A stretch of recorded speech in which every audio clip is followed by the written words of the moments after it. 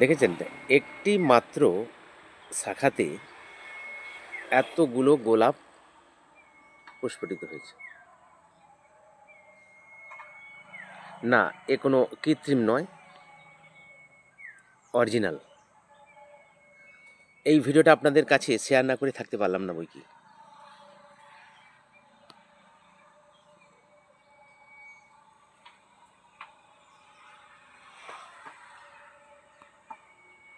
এবং দেখুন কুঁড়িগুলো কত কুঁড়ি হয়েছে দেখেছেন? সেগুলো ফোটার অপেক্ষায় রয়েছে।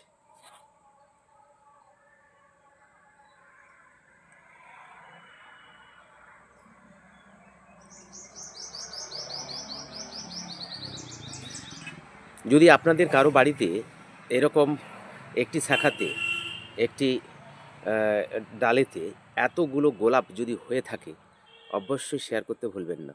ধন্যবাদ।